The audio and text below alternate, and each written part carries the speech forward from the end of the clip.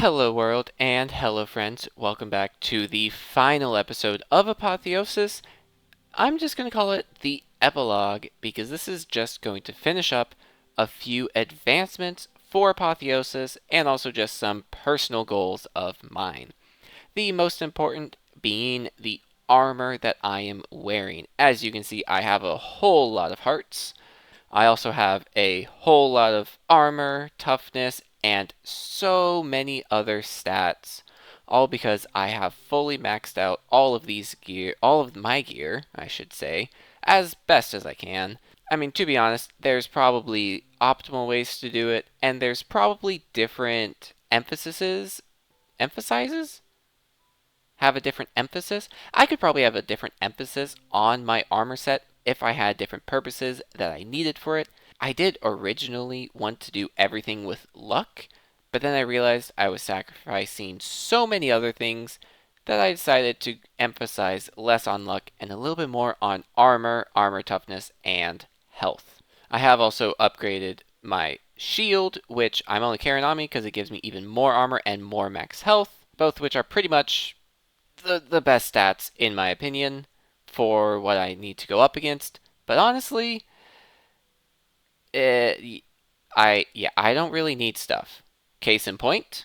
Oh, and don't worry, I have tested this. I can just fall right into my ancient city. Yes, I said fall. And it doesn't really do much. Also, I have my Also, I have a regeneration charm, night vision charm, and ancient knowledge charm. So, this is the ancient city, right? Something I was very scared about before and haven't really wanted to do too much with. But I can just run through here, and I am specifically, I thought I was going a little bit better of a direction for this. Oh, also, I do have totems. I'll get back to those. Ooh, a chest I haven't seen before. This is actually not the intention. Not much great in it. Flawless is pretty good. Alright, so that's strike number 2.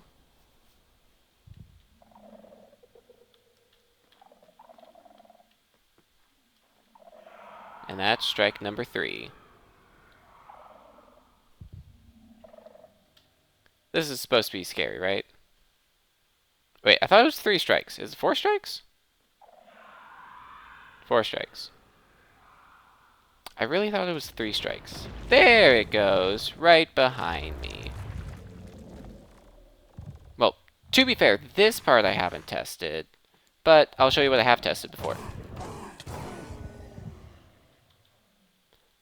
One more Warden Tendril. Let's spawn another.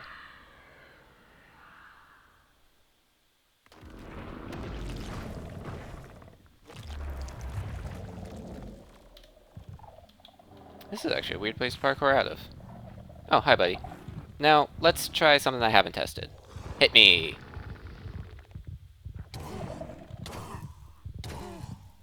I didn't take that much damage. Now let's actually test, what's your range attack feel like? Oh, that actually did more damage. Okay. Ooh! Loot pinata. You know what that means? I now have, 43. Wow, that's a lot. Anyway, get rid of this guy. Yeah, 44 Warden Tendrils. Yeah, I'm pretty strong. I guess before I show off more, I should probably explain why I have a Totem of Dying in my inventory. And that is because of the latest spawner farm that I have added. To upgrade this armor on the augmenting table, I actually needed a lot of levels.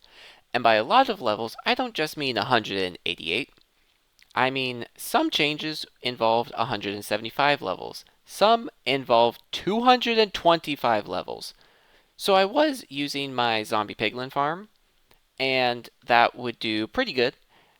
But I used the wiki to actually look at what was some of the highest levels of experience given.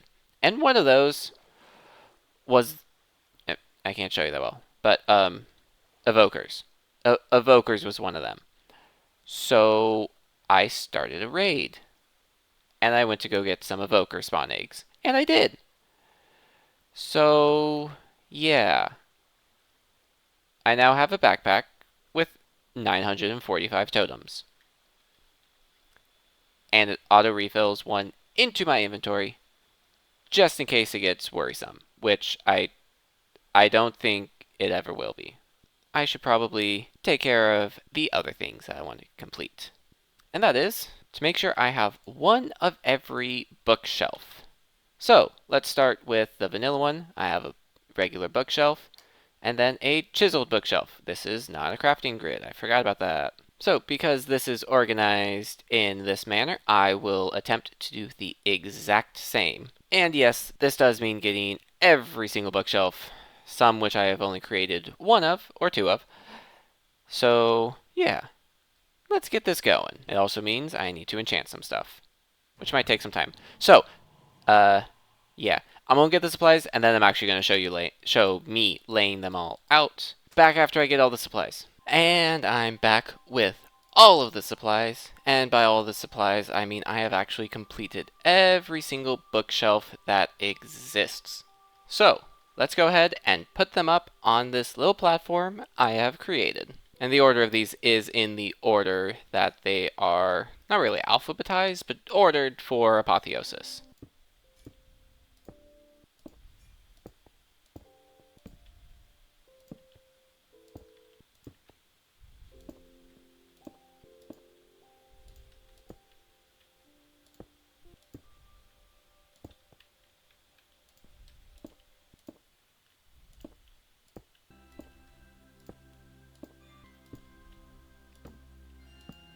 And there we have it.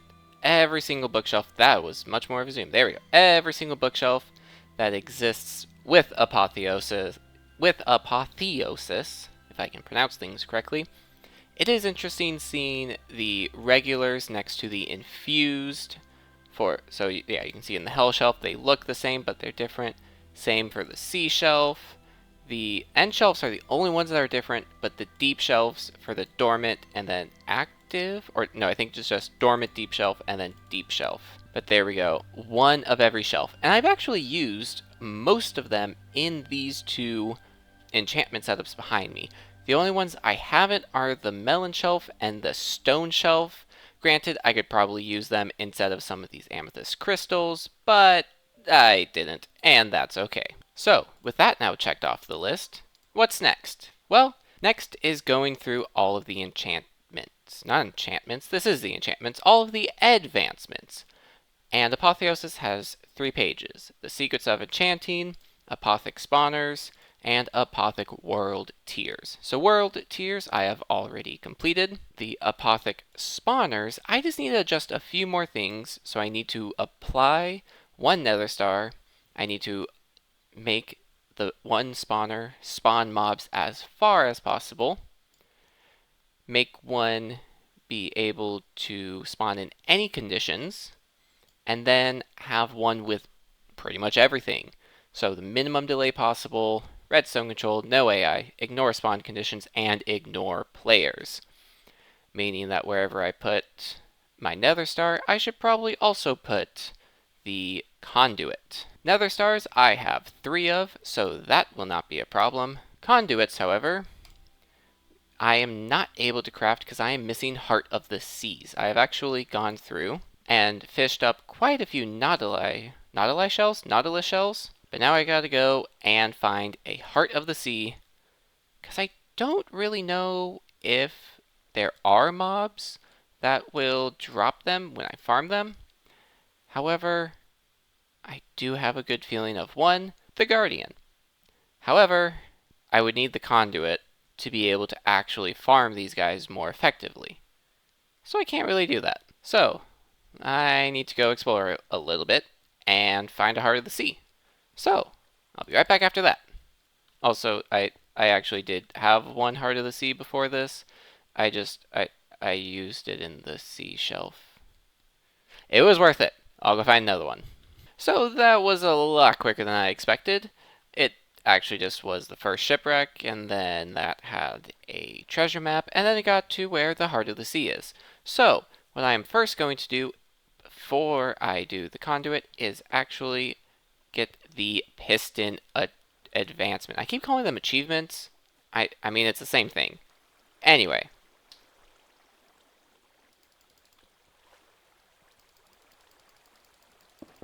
Ah! And there we go. Mobs for miles. Spawn range of 32.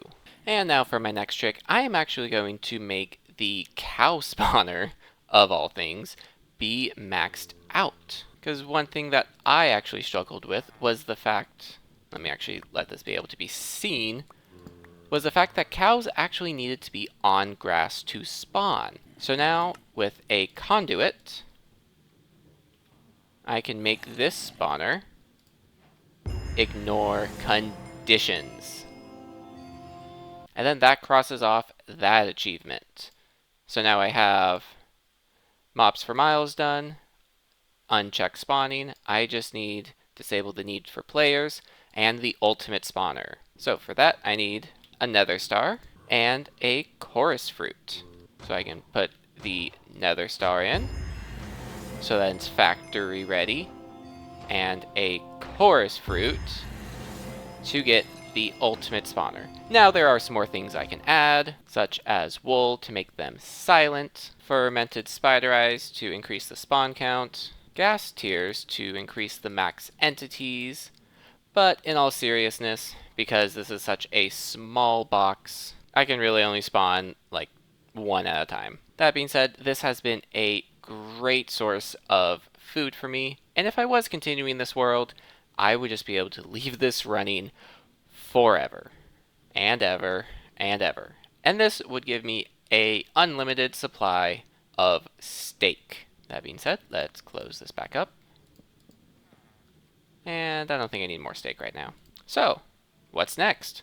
All the world tier advancements are completed. All of the Apothic spawners advancements are completed. So now it's time for the secrets of enchanting. I have gotten every shelf possible. I've gotten all of the enchanting based ones required. I just need one more thing. Enchant an item with max Eterna, Arcana, but 0 Quanta. And as a surprise to me, that is actually a little bit simpler to do in here than I had thought. Since I had to actually adjust this a little bit to infuse some of the shelves, I added a little piston to remove the B shelf. Now remind you, it gives me 100 Quanta. And what would be the amount of Quanta left here? But 0. And I figured, what better thing to be the final item I enchant but Elytra. Now, first of all, Elytra can be put inside of an enchanting table. All they can get are the curses, life mending, mending, and unbreaking. Now, mind you, unbreaking can go up to level 8. This can only get up to level 7. Or sorry, 6. I can count. But that means I can get my final achievement advancement. That means that now I have all Secret of Enchanting achievements, all Apothic Spawner achievements, and all Apothic World Tier achievements. Yes, I can go through the original, the vanilla ones. I can go through Refined Storage, but that's not the point of this. The point of this world is Apotheosis. And now I have every advancement possible. So, I think it's time to have some fun. I've already shown you the Warden, I've shown you the Wither, but I think it's time to end this episode with the end of the game. You know, I figured that if I am to finish this series, I should probably show off all of what this mod can do, including giving myself some absorption, and also giving myself creative flight. Like, seriously, this is creative flight. I can still glide, but I can also just I can also just be in creative mode this entire time. Yeah, this this mod is fun. I like it. And now with Charm of Creative Flight, I take even less damage from falling from super high heights. Not that I really took much damage before, but now I take absolutely none. I forgot the end crystals. Alright, so with all of these stats upgraded into here, let's go ahead and let's bring this lady in one last time to end out this series. So, I want to thank you all for watching. If this is the first episode of mine you're seeing, thanks for tuning in. Check out the rest of the series. This is a really fun mod, and I had a lot of fun playing it. And stay tuned, because I'm going to be headed back to my Let's Play world, because I got some ideas. Ow. Huh, night vision really changes this area. Oh no, I'm taking so much damage. My absorption hearts are actually absorbing this faster than I can actually take damage. I have a feeling I don't need to break any of those. There we go, here she comes. Let's see what I can do.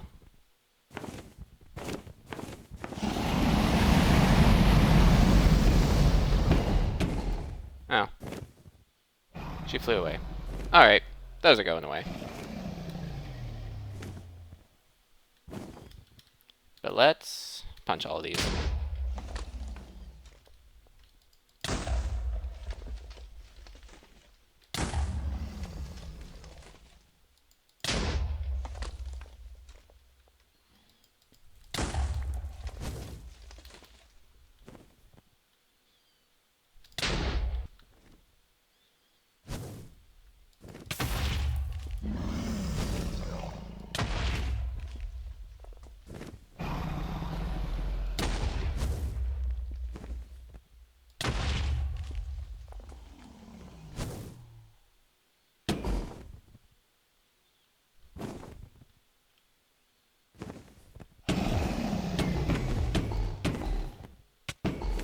Yeah, take Thorn's damage. Because you don't want to land. There you go, now she's landing.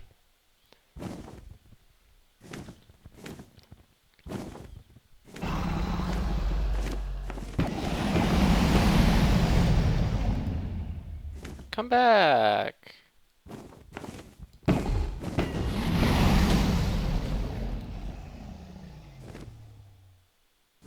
Come back!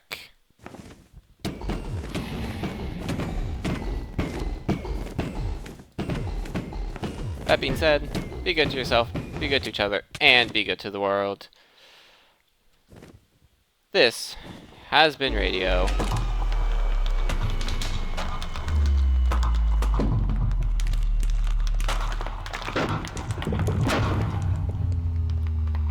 Signing off for the final time from Apotheosis.